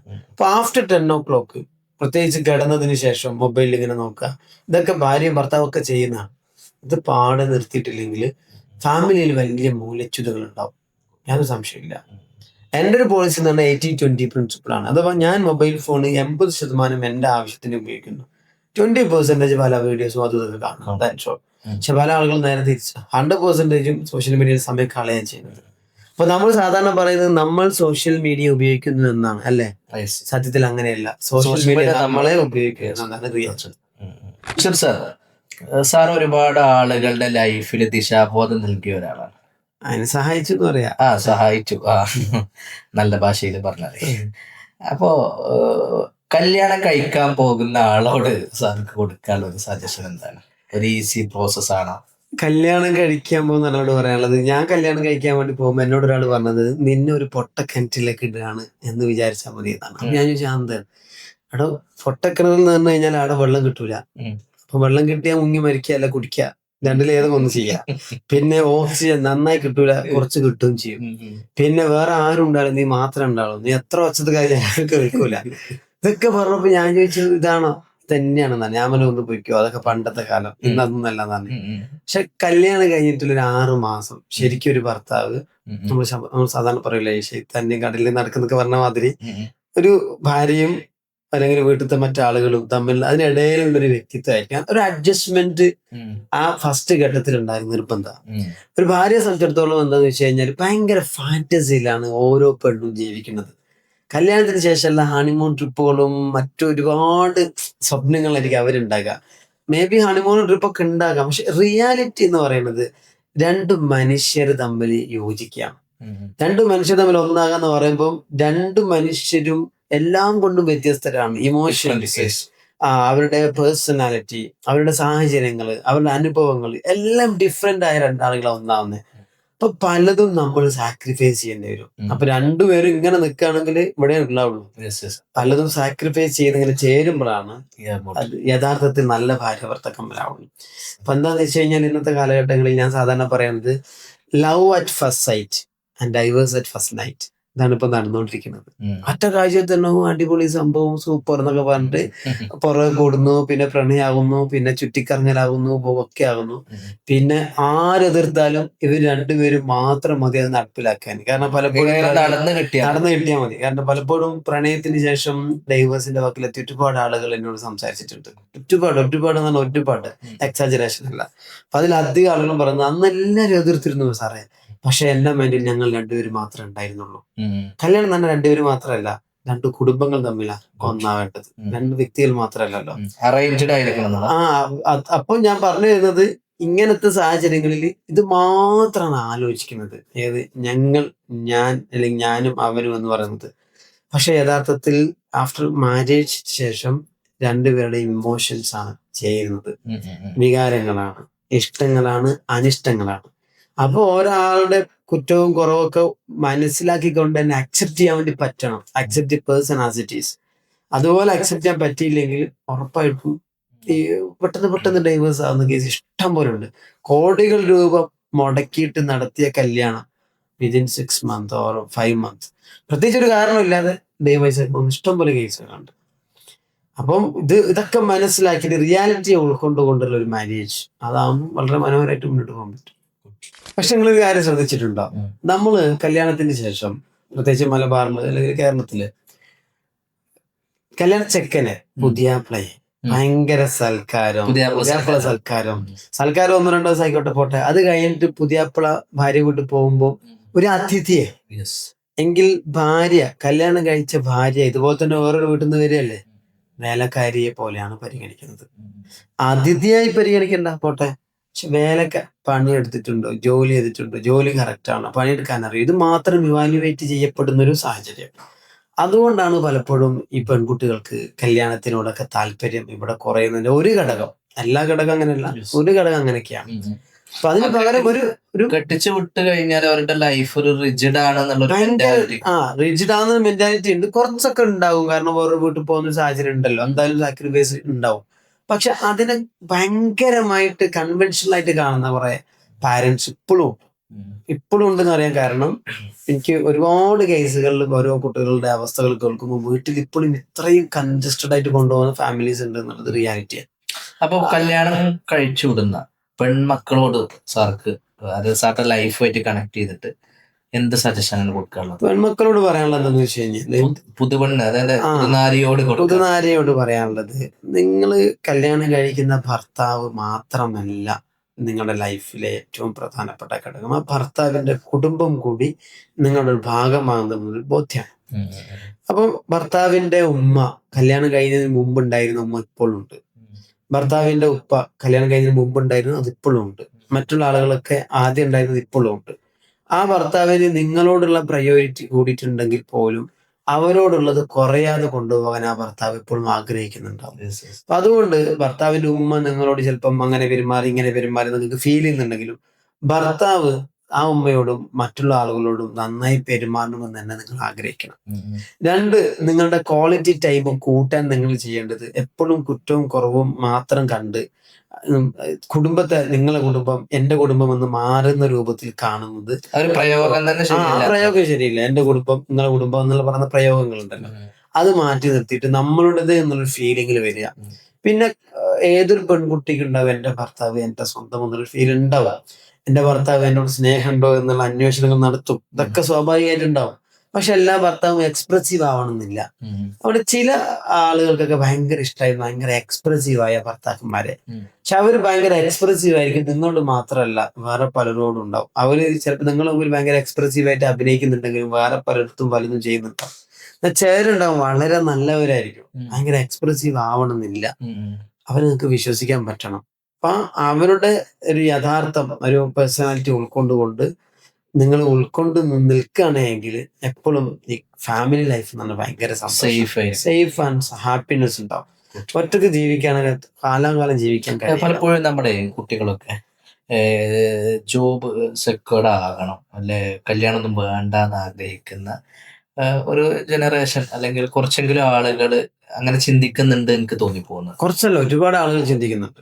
പ്രത്യേകിച്ച് പെൺകുട്ടികള്, മുസ്ലിം കമ്മ്യൂണിറ്റിയിലെ ആളുകൾ ചിന്തിക്കുന്നുണ്ട്, മലബാറിൽ ചിന്തിക്കുന്നുണ്ട്. അത് ഒന്ന് സിനിമയിൽ നിന്നും മറ്റു എന്താ പറയുക പുതിയ കുറെ കോൺസെപ്റ്റിൽ നിന്നൊക്കെ വന്ന് ഉരുത്തിരിഞ്ഞൊരു സാധനമാണ്. അതിൻ്റെ ഓടൊപ്പം തന്നെ ചേർത്ത് വെക്കേണ്ട മറ്റൊന്നുണ്ട്. നമ്മുടെ ഫാമിലിയില് പെൺകുട്ടികളെ ഡിഫറെന്റ് ആയി കാണുന്നൊരു കൾച്ചറുണ്ട്. പണ്ടൊക്കെ അങ്ങനെ കണ്ടിരുന്നു, അന്നൊക്കെ അക്സെപ്റ്റബിൾ ആണ്, ഇന്ന് അത് അക്സെപ്റ്റബിൾ അല്ല. ഇന്ന് നീ ഒരു പെൺകുട്ടി അല്ലേ എന്ന് ചോദിക്കുന്നത് ഒരു പെൺകുട്ടി ഇഷ്ടപ്പെടുന്നില്ല. അപ്പൊ അതുകൊണ്ട് പാരന്റിങ് സ്റ്റൈൽ മാറണം. ഇന്നത്തെ സാഹചര്യത്തിൽ ഒരു പെൺകുട്ടിയെ നിനക്ക് സ്വതന്ത്രമായി ജീവിക്കാം, മതിലുകൾ വേണ്ട പൊട്ടിച്ചെറിയാം, മതം വേണ്ട പൊട്ടിച്ചെറിയാം, നിന്റെ ലൈഫ് നിന്റെ മാത്രം സ്വതന്ത്രമാണ് എന്ന് പറയുന്ന ഇഷ്ടംപോലെ സംവിധാനങ്ങൾ ചുറ്റിലും ഉണ്ടാകുമ്പോൾ അതിന് ശരിയെന്ന് തോന്നിക്കുന്ന തരത്തിലുള്ള ഒരു ബിഹേവിയർ സ്വന്തം വീട്ടിൽ നിന്ന് പാരന്റ്സിൽ നിന്ന് ഉണ്ടാകുമ്പോഴാണ് ഈ കുട്ടിക്ക് പലപ്പോഴും അത് ശരിയാണെന്ന് തോന്നിപ്പോകുന്നത്. അപ്പൊ അതുകൊണ്ട് അത്രയും കാര്യം നമ്മൾ ശ്രദ്ധിക്കണം. നീ പെണ്ണല്ലേ എന്ന് പറഞ്ഞിട്ടുള്ള ഡയലോഗ് പാടില്ല. നീ വേറൊരു വീട്ടിൽ പോകേണ്ടവളാണ് എന്ന് പറഞ്ഞുള്ള ഡയലോഗ് ഇനി പാടില്ല. കുറെ മുമ്പൊക്കെ പറഞ്ഞിട്ടുണ്ടായിരുന്നു. അപ്പൊ നമ്മള് പെൺകുട്ടിനെ വളർത്തുമ്പോൾ മറ്റൊരു വീട്ടിലേക്ക് അടുക്കളയിലേക്ക് തയ്യാറാക്കുന്ന ഒരു പെണ്ണായിട്ടല്ല വളർത്തേണ്ടത്. പകരം നല്ലൊരു സെൽഫ് കോൺഫിഡൻസ് ഉള്ള നന്നായിട്ട് കാര്യങ്ങൾ സംസാരിക്കാൻ പറ്റുന്ന, സ്വന്തത്തെ ഇഷ്ടപ്പെടുന്ന, സ്വന്തം ഒരു ഫാമിലി ലൈഫ് കൊണ്ടുപോകാൻ പറ്റുന്ന, ക്രിയേറ്റർ അഥവാ ദൈവത്തെ, പടച്ചവനെ, അള്ളാഹുവിനെ വിശ്വസിക്കുന്ന ആ അർത്ഥത്തിലുള്ള മകളായിട്ട് നമ്മൾ വളർത്തണം. അല്ലാതെ അപ്പുറത്തെ വീട്ടിൽ അടുക്കളയിൽ പോയി ജോലി എടുക്കേണ്ട ഒരു മകളായിട്ട്, കല്യാണം കഴിച്ച് വിടേണ്ട ഒരാളായിട്ടല്ല നമ്മൾ വളർത്തേണ്ടത്. രണ്ടാമത് നമ്മുടെ വീട്ടിലൊക്കെ നിങ്ങൾ ആലോചിച്ച് നോക്ക്. ഞാനൊരു സിനാരിയോ പറയാം. +2 പഠിക്കുന്ന 2 കുട്ടികളുണ്ട്, ഒരു ആൺകുട്ടി ഒരു പെൺകുട്ടി. ഈ ആൺകുട്ടി രാത്രി 2 മണിക്ക് ടെറഫിൽ നിന്ന് കളി കഴിഞ്ഞിട്ട് വന്ന് കിടന്നുറങ്ങുന്നു. അങ്ങനെ വരുന്ന കുട്ടിക്ക് ഉമ്മ എല്ലാം ഒരുക്കി വെച്ചിട്ടുണ്ടാവും. ആ ആൺകുട്ടി 2 മണിക്ക് വന്ന് ഭക്ഷണം കഴിച്ചിട്ട് കിടന്നുറങ്ങിയ ആ പ്ലേറ്റ് രാവിലെ മോൾ എണീച്ചിട്ട് കഴുകണം. ആ ആൺകുട്ടിയോട് കഴുകാൻ പറയില്ല. രാവിലെ 5 മണിക്ക് 5:30ക്ക് മോളെ വിളിച്ചുണർത്തും. എന്നിട്ട് ഉമ്മ പറയുന്ന ഡയലോഗ്, ഓരോ വീട്ടിൽ കൊണ്ട് എന്നെ പറയിപ്പിക്കരുത് എന്നൊക്കെ പറഞ്ഞിട്ടാണ് വിളിക്കുക. മോൾ എഴുന്നേൽക്കണം, പാത്രം കഴുകണം, അടിച്ചു വാരണം, ഭക്ഷണമൊക്കെ ഉണ്ടാക്കണം. രാവിലെ 9 മണിക്ക് സൂര്യൻ വന്ന് വിളിച്ചാൽ ഈ ചെക്കൻ എണീക്കുന്നുണ്ടാവില്ല. ഈ ചെക്കനോട് ഉമ്മ ഒരു വാക്ക് പറയൂല. ഈ പെൺകുട്ടി അത് കഴിഞ്ഞിട്ട് മൊബൈൽ ഫോൺ തുറക്കാണ്. മൊബൈൽ ഫോണിൽ ഫസ്റ്റ് കമന്റ് ഒരു സ്റ്റാറ്റസ് കാണാണ്, ആണിനെന്താ കൊമ്പുട്ടോ. ഇത് കാണുമ്പോഴേക്കും അതിലേക്ക് ആ പെൺകുട്ടി പോകും. ശരിയല്ലേ? അങ്ങനെ ഏതെങ്കിലും ഒരു സോഷ്യൽ മീഡിയ പേജിൽ അംഗമാവും. അത് നിരന്തരമായി കാണുന്ന സാധനങ്ങൾ ഉള്ളിൽ ഇങ്ങനെ ഭയങ്കരമായിട്ട് ഒരു ചോദിച്ചിട്ടുണ്ടാക്കും. അത് ഇന്നത്തെ കാലത്ത് സ്വാഭാവികമായിട്ടും സാഹചര്യമുണ്ട്. അതുകൊണ്ട് ആണ് പെണ്ണ് എന്ന് പറഞ്ഞിട്ടുള്ള ചെറിയ കാര്യങ്ങൾ പാരന്റ്സിനെ സംബന്ധിച്ചിടത്തോളം ഇപ്പൊ നമ്മൾ ഇതൊക്കെ ഒരു ചെറിയ ശ്രദ്ധിക്കാതെ പോണ കാര്യങ്ങളാണല്ലോ. അപ്പൊ ഒരുപക്ഷെ അതുകൊണ്ട് ഇത് വലിയൊരു ഇമ്പാക്ട് ഒന്നും ഉണ്ടാക്കൂല എന്നുള്ളൊരു ഇതാണ്. എന്തായാലും ഒരു ഉമ്മ ആഗ്രഹിക്കുക നമ്മുടെ കുട്ടികൾ നന്നാകണം എന്നുള്ളൊരു വേറൊരു വീട്ടിലേക്ക് പോകേണ്ട ആളാണെന്നൊക്കെ പറയുന്നത് ഉമ്മാന്റെ മനസ്സിലുണ്ടാകുന്ന ഒരു ആഗ്രഹം നമ്മളെ കുട്ടി വളരെ നന്നാവാന്നാണ് ആഗ്രഹിക്കുന്നത്. പക്ഷെ അത് പ്രസന്റ് ചെയ്യണോടത്തുള്ള അതാണ് പ്രശ്നം. അല്ലാണ്ട് എല്ലാ ഉമ്മക്കും ഉപ്പക്കും മക്കളെ ഭയങ്കര ഇഷ്ടമാണ്. പക്ഷെ ഇഷ്ടമെന്ന് പറഞ്ഞിട്ട് കാര്യമില്ല. വഷളാകാൻ വിടുന്നത് നമ്മൾ തന്നെ, പാരന്റ്സ് തന്നെയാണ്. എല്ലാം ഒരു പരിധിക്കപ്പുറം എത്തുന്നത് വരെ കാത്തു നിന്ന് എല്ലാം കഴിഞ്ഞതിന് ശേഷമാണ് ഇവരാകെ അയ്യോ പറ്റിപ്പോയി എന്ന് പറയുന്നത്. മനസ്സിലായില്ലേ? ബിഷർ സാറ് പിന്നെ ന്യൂറോ കോഡ് എന്ന പുസ്തകത്തിന്റെ ഓഥറാണ്. ഇത് കറക്റ്റ് ഇതിന്റെ ഫീഡ്ബാക്ക് ഞാൻ കുറച്ച് ഈ പുസ്തകം വായിച്ചിട്ടുണ്ട്, എനിക്ക് ഗിഫ്റ്റ് ആയിട്ട് തന്നിട്ടുണ്ട്. ഇത് വായിച്ച ഒരുപാട് ആളുകൾ പ്രമുഖരുടെ പിന്നെ കമന്റ്സ് ഞാൻ ശ്രദ്ധിച്ചിട്ടുണ്ട്. അപ്പൊ വളർന്നു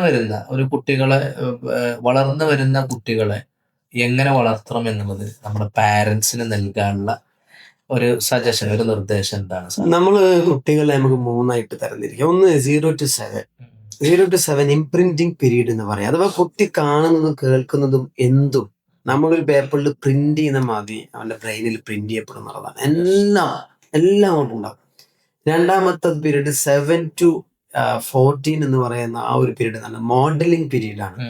അഥവാ കുട്ടി എല്ലാം മോഡൽ ചെയ്യാണ്, പ്രിന്റ് ചെയ്യൽ മാത്രമല്ല അനുകരിക്കാനുള്ള ഒരു ശ്രമം തുടങ്ങുകയാണ്. 14 മുതൽ 21 വരെ സോഷ്യലൈസിങ് പീരീഡാണ്. അഥവാ മറ്റുള്ളവരോടൊപ്പം ചേർന്ന് മുന്നോട്ട് പോകാൻ വേണ്ടി ആഗ്രഹിക്കുന്ന ഒരു സമയമാണ്. പലപ്പോഴും നമ്മുടെ കുട്ടികൾ 8ാം ക്ലാസ്സിലെത്തി അതിനുശേഷം ഹൈസ്കൂൾ കാലഘട്ടം മുതലാണ് പാരന്റിൽ നിന്നും ഡിറ്റാച്ച്ഡ് ആവുന്നത്. +1 +2 എത്തുമ്പോഴത്തേക്കാണ് ഏകദേശം പാരന്റ്സും മക്കളുടെ കാര്യത്തിൽ ഭയങ്കര ഡെസ്പ് ആവുന്നത്. കാരണം ആ സമയത്ത് ഇവർക്ക് ഫ്രണ്ട്സാണ് ഏറ്റവും വലുത്, ബാക്കിയുള്ളതൊക്കെ അവർക്ക് ചെറുതാണ്. അപ്പൊ ആ തരത്തിലേക്ക് എത്തുന്നതിന് മുമ്പ് ഈ 2 സമയത്ത് നമ്മൾ നന്നായിട്ട് പരിശ്രമിക്കണം. ഒന്ന്, ഈ കുട്ടികൾ എന്ത് കാണുന്നു എന്നതാണ് പ്രധാനം, നമ്മൾ എന്ത് പറഞ്ഞെടുക്കുന്നു എന്നതല്ല. കുട്ടികൾ കാണുന്നത് അതുപോലെ അനുകരിക്കാനാണ് ശ്രമിക്കുന്നത്. അപ്പൊ ഗർഭസ്ഥാവസ്ഥയിൽ തന്നെ പാരന്റിങ് തുടങ്ങണം എന്നുള്ളതാണ്. ഗർഭസ്ഥാവസ്ഥയിൽ ഓരോ മാസത്തിലും ആ കുട്ടിയുടെ കൈവിരലുകളുടെ ഫിംഗറുകൾ രൂപീകൃതമാവുന്ന ഒന്നാണ്. അത് ആ സമയത്തെ ഇമോഷൻസിനനുസരിച്ച്. അതുകൊണ്ട് ഇപ്പം ആ ഒരു കുട്ടിയുടെ ഫിംഗർ വെച്ചിട്ട് നമുക്ക് പേഴ്സണാലിറ്റി അളക്കാൻ വേണ്ടി പറ്റും. ഈ പേഴ്സണാലിറ്റി രൂപീകൃതമാകുന്നത് അവന്റെ ഗർഭസ്ഥ അവസ്ഥയിലാണ്. അപ്പൊ ഈ ഗർഭസ്ഥ അവസ്ഥയിൽ ഉണ്ടാകുന്ന ഒരു ഭാര്യക്ക് ഏറ്റവും കൂടുതൽ സേഫ്റ്റിയും സെക്യൂരിറ്റിയും കൺസേൺസ് ഒക്കെ ഉണ്ടാകുന്ന സമയത്ത് ഒരു ഭർത്താവ് കൂടെ നിൽക്കാന്നുള്ളത് ഭയങ്കര ഇമ്പോർട്ടൻ്റാണ്. പലപ്പോഴും അത് സംഭവിക്കുന്നില്ല. അപ്പൊ അത് ആരെ ബാധിക്കുന്നുണ്ട്? കുട്ടീനെ ബാധിക്കുന്നുണ്ട് ഗർഭസ്ഥാവസ്ഥയിൽ. അപ്പൊ ഈ കുട്ടി ഭയങ്കര മാനസിക സമ്മർദ്ദത്തിലും പ്രയാസത്തിലൊക്കെ ആവുമ്പോൾ പലപ്പോഴും എന്താ പറയാ, സോഷ്യൽ മീഡിയയിലും ഇങ്ങനെ കാണുന്ന ഓരോ വീഡിയോസ് കാണുമ്പോൾ അതൊക്കെ ഇമോഷണലി ബാധിക്കുന്നുണ്ട്.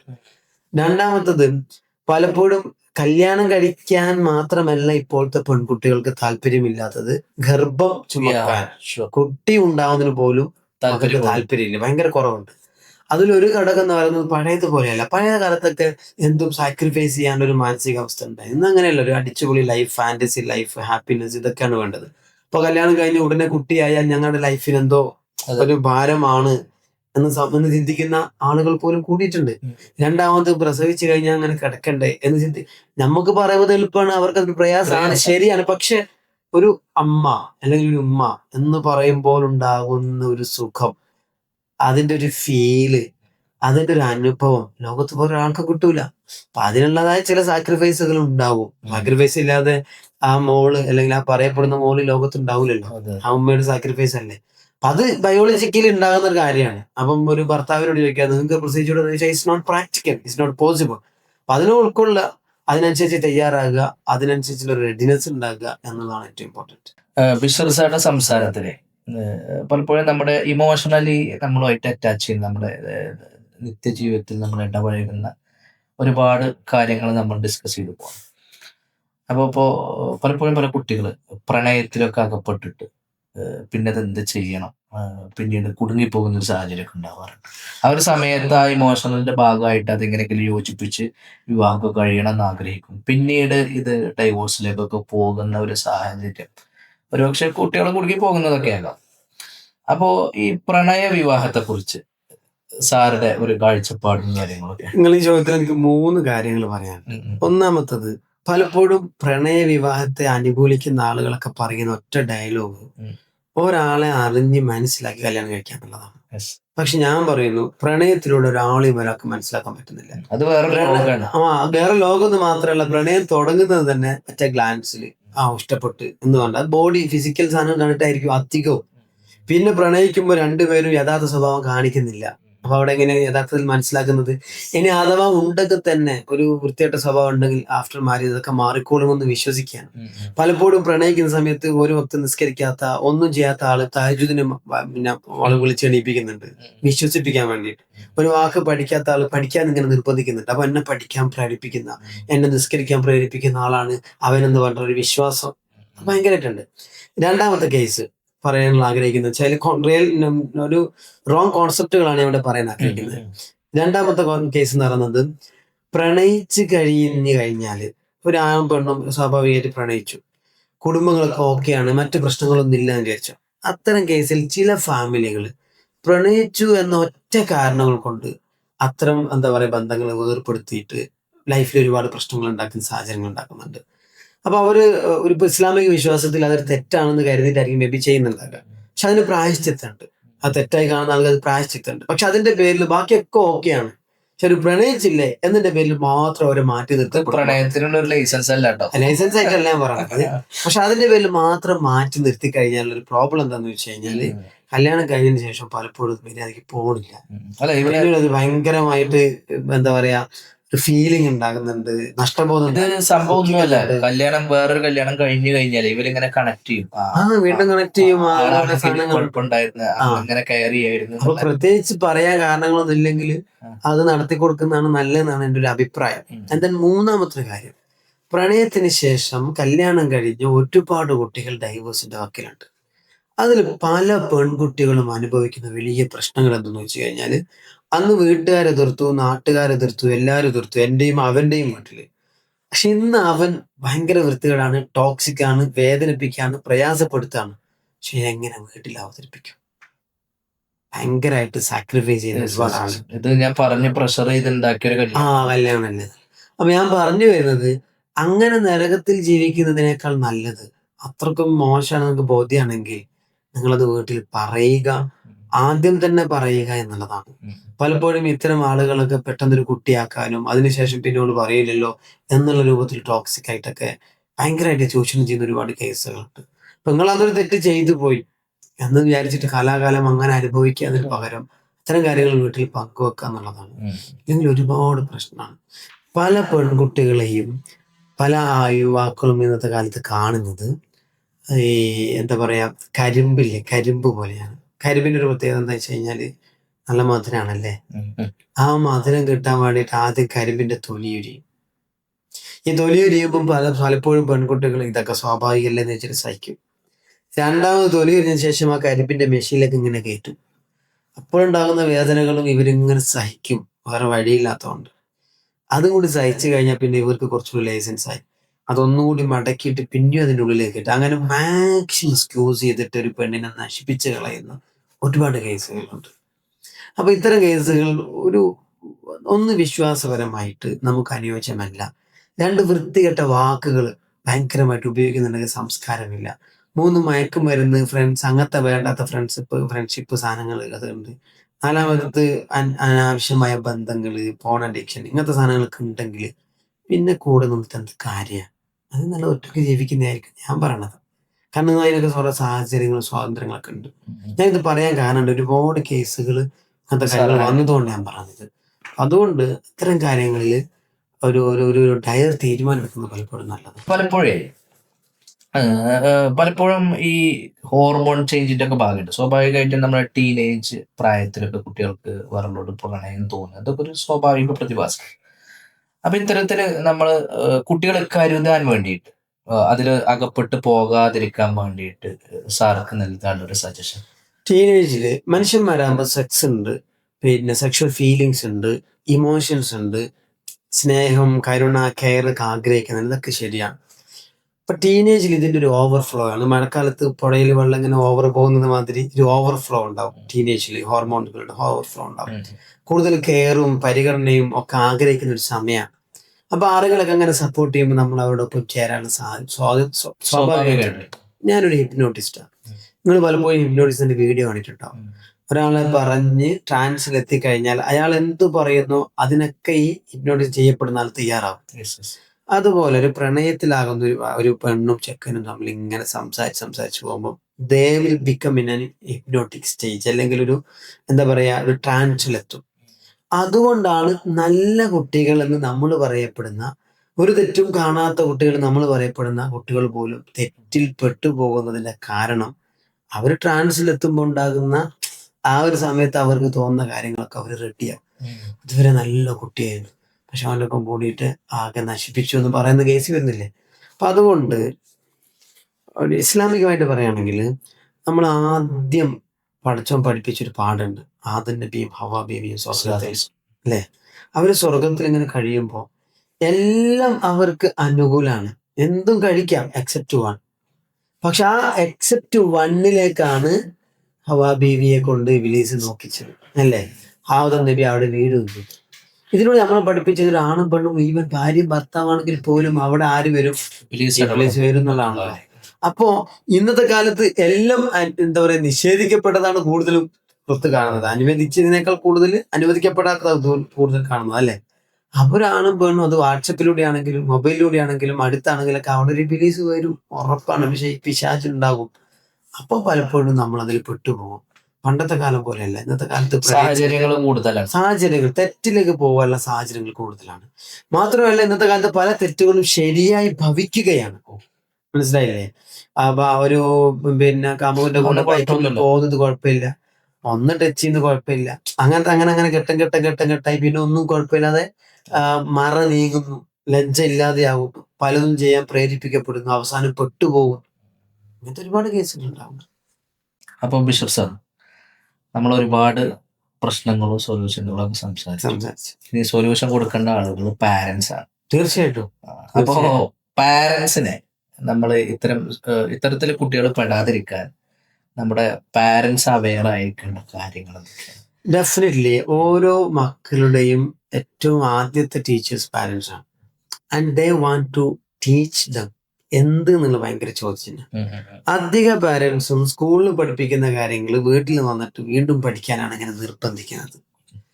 അത് സ്കൂളിൽ നിന്ന് പഠിപ്പിക്കുന്നുണ്ട്, മാർക്ക് കുട്ടികൾ വാങ്ങിച്ചോളും. പാരന്റ്സ് മക്കളെ പഠിപ്പിക്കേണ്ടത് വാല്യൂസാണ്. കാരണം വാല്യൂസ് പഠിപ്പിക്കാൻ ആരും ഇല്ല, മനസ്സിലായില്ലേ? അപ്പൊ വാല്യൂസിന് നല്ല ഇമ്പോർട്ടൻസ് കൊടുക്കുക, വാല്യൂ എഡ്യൂക്കേഷന് നല്ല ഇമ്പോർട്ടൻസ് കൊടുക്കുക. എത്രത്തോളം എന്ന് വെച്ച് കഴിഞ്ഞാല് നമ്മളൊരു കുട്ടി ഒരു തെറ്റ് ചെയ്യുന്നുവെങ്കിൽ ആ കുട്ടി ആ തെറ്റ് ചെയ്യുന്നുണ്ടോ ഇല്ലയോ എന്ന് നോക്കാനും തടയാനും നമുക്ക് പറ്റൂല. അവന്റെ കൂടെ പോകാൻ പറ്റുമോ? പകരം അവന്റെ ഉള്ളിൽ ഒരു ബോധം ഉണ്ടാക്കി കൊടുക്കാൻ പറ്റണം, ഒരു മാപ്പ് ഉണ്ടാക്കി കൊടുക്കാൻ പറ്റണം, ചെയ്യാൻ പാടില്ല എന്നുള്ളത്. അപ്പൊ സ്വാഭാവികമായിട്ട് ഞാൻ പറയാം, നമ്മളൊരു ടാപ്പ് തുറന്നു, ടാപ്പിൽ വരുന്ന വെള്ളം കലക്ക് വെള്ളം എന്ന് വിചാരിക്കുക, ടാപ്പ് അടിച്ചു പൊട്ടിക്കോ? ഇല്ല. നമ്മൾ പകരം എന്താ ചെയ്യാ? ടാങ്ക് ചെക്ക് ചെയ്യും, അല്ലേ? ഒരു കുട്ടീനെ ഒരു തെറ്റുണ്ടെങ്കിൽ ആദ്യം തന്നെ കുട്ടിയെ തല്ലുന്നതിന് പകരം ആ കുട്ടിയുടെ പാരന്റിന് നമ്മൾ എന്ത് ചെയ്യണം? ശ്രദ്ധിക്കണം, നോക്കണം, അവിടെ എന്തോ പ്രോബ്ലം ഉണ്ടാവും. അപ്പൊ ടാങ്കിലെ വെള്ളം ക്ലീൻഡ് അല്ല എന്ന് വിചാരിക്കുക, ടാങ്ക് ക്ലീൻ ചെയ്യണം, ശരിയല്ലേ? ടാങ്ക് ക്ലീൻ ചെയ്താൽ സ്വാഭാവികം ടാപ്പിലൂടെ നല്ല വെള്ളം വരുമല്ലോ. ഓക്കെ, പക്ഷെ ടാങ്ക് ക്ലീൻ ചെയ്തിട്ട് പിന്നെയും വരുന്നത് എന്തല്ല, നല്ല വെള്ളം അല്ലെങ്കിൽ അതിന്റെ അർത്ഥം എന്താ, ടാങ്കിലേക്ക് എവിടെ നിന്നാണ് വെള്ളം വരുന്നത് അവിടെ പ്രശ്നമാണ്. മേ ബി അത് പഞ്ചായത്ത് കിണറിനാകാം അല്ലെങ്കിൽ എവിടെ നിന്നും ആകാം. അപ്പൊ അവിടെ നമുക്കൊന്നും ചെയ്യാൻ കഴിയും? പഞ്ചായത്ത് കിണറിലെ വെള്ളം കലക്കല്ലാണ്ട് ചെയ്യാൻ പറ്റുമോ? ഇല്ല. അപ്പൊ പിന്നെ എന്താ ചെയ്യാൻ പറ്റുക? ഒരു ഫിൽറ്റർ വെക്കണം, ശരിയല്ലേ? നമ്മുടെ കുട്ടികളുടെ സ്വഭാവം ഇതൊരു വെള്ളം എന്ന് വിചാരിക്കുക, കലങ്ങിയ വെള്ളമാണെന്ന് വിചാരിക്കുക. അപ്പൊ പാരന്റിങ് ഓക്കെ ആക്കാന്നുള്ളതാണ് ഒന്ന്. പക്ഷെ പാരന്റിങ് മാത്രം ഓക്കെ ആക്കിയിട്ട് കാര്യമില്ല. കാരണം പാരന്റിലേക്ക് വെള്ളം വരുന്നത്, പിന്നെ ടാങ്കിലേക്ക് വെള്ളം വരുന്നത് പഞ്ചായത്ത് പറഞ്ഞ മാതിരി ഈ കുട്ടി പാരന്റ്സ് മാത്രമല്ല ഇൻഫ്ലുവൻസ് ചെയ്യുന്നത്. അവൻ കാണുന്ന കാഴ്ചകൾ, അവന്റെ വീഡിയോസ്, അവന്റെ സുഹൃത്ത്, അവന്റെ ഇതൊക്കെ അവരെ ഇൻഫ്ലുവൻസ് ചെയ്യുന്നുണ്ട്. അപ്പോൾ സിനിമകളൊക്കെ നെഗറ്റീവായിട്ട് ഗൈഡ് ചെയ്യുന്ന സിനിമകളാണ്. സോഷ്യൽ മീഡിയയിൽ കാണുന്നതൊക്കെ ഏകദേശം നെഗറ്റീവാണ്. പത്രവാർത്തകൾ നെഗറ്റീവാണ്. സൗഹൃദങ്ങൾ നെഗറ്റീവായിട്ടാണ് ഇൻഫ്ലുവൻസ് ചെയ്യുന്നത് ഒക്കെ ആണല്ലോ. അപ്പൊ പിന്നെ എങ്ങനെയാ ഇവനെ പ്രൊട്ടക്ട് ചെയ്യുക? ഇവന്റെ ഉള്ളിൽ ഒരു ഫിൽറ്റർ വെക്കണം. ആ ഫിൽറ്റർ ഷുഡ് ബി വാല്യൂസ് ആയിരിക്കണം. അതിന് നല്ല വാല്യൂ എഡ്യൂക്കേഷൻ, പഠിച്ചവനെ കുറിച്ചുള്ള ഒരു ബോധ്യം ഉണ്ടാകുക, എന്താണ് യഥാർത്ഥത്തിൽ ഇസ്ലാം എന്ന് പഠിപ്പിച്ചു കൊടുക്കുക, അല്ലെങ്കിൽ എന്താണ് മതം എന്ന് പഠിപ്പിച്ചു കൊടുക്കുക. മനസ്സിലായില്ലേ? യഥാർത്ഥ മതം എന്ന് പറഞ്ഞാൽ എല്ലാ മതക്കാരെയും ഉൾക്കൊള്ളാൻ പറ്റുന്ന, എല്ലാ മനുഷ്യരെയും ഉൾക്കൊള്ളാൻ പറ്റുന്ന, സത്യം മാത്രം പറയുന്ന, ആരെയും വേദനിപ്പിക്കാത്ത ഇത്രയും നല്ല കോൺസെപ്റ്റ് അല്ലേ മതം എന്ന് പറയുന്നത്. അപ്പൊ അത് യഥാർത്ഥത്തിൽ പഠിപ്പിച്ചു കൊടുക്കുക, അതിൻ്റെതായ അന്തസത്തയിൽ പഠിപ്പിച്ചു കൊടുക്കുക. അതിന് ഇന്നത്തെ കാലത്ത് ഇംഗ്ലീഷ് മീഡിയം അല്ലെങ്കിൽ മറ്റു ഭൗതിക വിദ്യാഭ്യാസത്തിന് നല്ല പ്രാധാന്യം കൊടുക്കുന്ന പല പാരന്റ്സും സമയം കാണുന്നില്ല. അപ്പൊ ദീൻ പഠിപ്പിക്കാൻ സമയം കാണുന്നില്ല. അപ്പം അതിന് പല ഘടകങ്ങളും ഉണ്ട്. അപ്പൊ അതിൽ ഞാൻ പറയുന്നത് എഡ്യൂക്കേഷൻ ഈസ് ഇമ്പോർട്ടൻറ്റ്. അത് ഭൗതികമാണെങ്കിലും വളരെ ഇമ്പോർട്ടൻ്റ് ആണ്. അപ്പൊ അവിടെയാണ് നിങ്ങളെ പോലത്തെ ആളുകൾ ചെയ്യുന്ന സേവനങ്ങൾ ഞാൻ എന്താ പറയാ എപ്പോഴും വിലമതിക്കുന്നത്. കാരണം എന്താ വെച്ചാൽ അങ്ങനെ മദ്രസിൽ കൊണ്ടുവരുമ്പോഴത്തേക്ക് സ്കൂൾ ബസ് പോകുന്നു എന്നൊക്കെ പറയുന്ന ആളുകള് ആ ധാർമ്മിക ബോധം അല്ലെങ്കിൽ ഇസ്ലാമിക വിദ്യാഭ്യാസം നൽകാതിരിക്കുന്നതിന് പകരം നിങ്ങളെ പോലത്തെ വളരെ സോഫിസ്റ്റിക്കേറ്റഡ് ആയ ടെക്നോളജികൾ ഉപയോഗിച്ച് ഓരോ കുട്ടികളെയും അതിലേക്ക് ആകർഷിക്കുന്ന തരത്തിൽ ഏറ്റവും നല്ല കണ്ടന്റ്, ഏറ്റവും നൂതനമായ രീതിയിൽ, ഏറ്റവും മനോഹരമായി പ്രൊവൈഡ് ചെയ്തിട്ട് അവരെ വാല്യൂ എഡ്യൂക്കേഷനിൽ കൊണ്ടുവരുന്നു. ഭയങ്കര സേവനങ്ങൾ ചെയ്യുന്നത് അത് വളരെ ഇമ്പോർട്ടൻ്റ് ആണ്. ആ ഒരു ബോധം കുട്ടികൾക്ക് എത്തിക്കാൻ വേണ്ടി ചെയ്യുന്ന നിങ്ങളുടെ ആ ഒരു ധർമ്മം പ്രത്യേകിച്ച് ഞാൻ അഭ്യർത്ഥിക്കുകയാണ്. സാറ് മെല്ല് കണ്ടിട്ടുണ്ട്, ഓൺലൈൻ മദ്രസ വിസിറ്റ് ചെയ്തിട്ടുള്ള ഒരാളാണ്. എനിക്ക് തോന്നുന്നു മാത്രമല്ല ഞാൻ എൻ്റെ കുട്ടിയെ കുറച്ചു കാലം ഞാൻ അതിലേക്ക്, കാരണം മോന് പഠിക്കുന്നുണ്ട്, സ്കൂളിൽ കൃത്യമായിട്ട് ഇത് കൊടുക്കുന്നുണ്ട്, മദ്രസ വിദ്യാഭ്യാസം ഉണ്ട്, പിന്നെ എക്സ്ട്രാ കൊടുക്കണ്ടല്ലോ. പക്ഷെ വെക്കേഷൻ സമയത്ത് ഞാൻ എന്ത് ചെയ്തു, മെല്ലിലേക്ക് ചേർത്തു. കാരണം ആ സമയത്ത് എക്സ്ട്രാ കിട്ടട്ടെ എന്ന് വെച്ചിട്ട്. അപ്പം നല്ല കെയറിങ് ഉണ്ട്, നല്ല സപ്പോർട്ട് ഉണ്ട്, കുട്ടിക്ക് നല്ല താല്പര്യം തോന്നുന്നുണ്ട്. മാത്രമല്ല ഞാൻ ആ ഫെസിലിറ്റി കണ്ടപ്പോഴും ഓരോ ടീച്ചേഴ്സിനോട് കമ്മ്യൂണിക്കേറ്റ് ചെയ്തപ്പോഴും അവരൊക്കെ ഭയങ്കര പാഷനേറ്റ് ആണ് അത് ചെയ്യാൻ വേണ്ടിയിട്ട്. അപ്പൊ വെറുതെ പൊതുപരീക്ഷയ്ക്ക് വേണ്ടിയിട്ട് അല്ലെങ്കിൽ മദ്രസയിലും അങ്ങനെ പൊതുപരീക്ഷയൊക്കെ ആയിപ്പോയി, പരീക്ഷ മാർക്ക് വാങ്ങാൻ വേണ്ടിയിട്ട് പഠിക്കുന്നതിനുപരി ജീവിതത്തിന്റെ ഭാഗമാക്കാൻ വേണ്ടിയുള്ള ഒരു ടീച്ചിങ് രൂപത്തിലാണ് എനിക്ക് മനസ്സിലാക്കാൻ. നല്ലൊരു കോൺസെപ്റ്റ്. നമ്മൾ ഇതിനെ മെല്ലെ ഈ ഒരു കോൺസെപ്റ്റ് ചിന്തിക്കുന്ന സമയത്ത് തന്നെ നമ്മുടെ ടീം ഇതിന്റെ ഡിസ്കഷൻ പാർട്ടിലൊക്കെ മദ്രസയുടെ സിലബസ് തയ്യാറാക്കുകയാണെങ്കിൽ പോലും, ഇപ്പോൾ 1ാം ക്ലാസ് ആണെങ്കിലും 2ാം ക്ലാസ് ആണെങ്കിലും ഏത് ക്ലാസ്സിലാണെങ്കിലും നമ്മൾ മെന്ററിങ് ചാർട്ട് ഫോളോ ചെയ്യണം. അതിൽ ഏകദേശം 10-20ഓളം, ഒരു വർഷത്തിൽ 20ഓളം ഇസ്ലാമിക് ശീലങ്ങളാണ് നമ്മൾ പഠിപ്പിച്ചത്. അപ്പോ നമ്മളൊരു കുട്ടീനെ മെല്ലിൽ ജോയിൻ ചെയ്യിപ്പിച്ചു കഴിഞ്ഞാൽ ആ കുട്ടിയിലൂടെ ആ പാരന്റ് അല്ലെങ്കിൽ ആ ഒരു ഫാമിലിയിൽ അതിന്റെ ഒരു ഇമ്പാക്ട് വേണം എന്നുള്ള രൂപത്തിൽ റിവേഴ്സ് ലേണിംഗ് റിവേഴ്സ് ലേണിംഗ് അഥവാ നമ്മൾ സാധാരണ ടീച്ചേഴ്സിൽ നിന്ന് മക്കൾ പഠിക്കണം, അല്ലെങ്കിൽ പാരന്റ്സിൽ നിന്ന് മക്കൾ പഠിക്കണം. ഇത് നേരെ തിരിച്ച് മക്കളിൽ നിന്ന് പാരന്റ്സ് പഠിക്കണം. Good concept.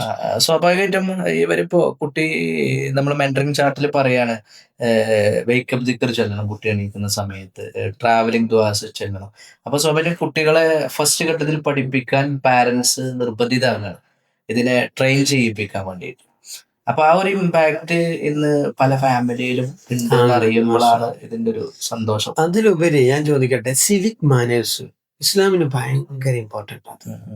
നമ്മള് പൊതുവഴിയിൽ ഒരു സാധനം വലിച്ചെറിയരുത്, പാടില്ല, മരങ്ങൾ വെച്ച് പഠിപ്പിക്കും, ഇതൊക്കെ ഇസ്ലാമിക് വാല്യൂസ് ആണ്. പക്ഷെ അത് നമ്മൾ കാണുന്നില്ല.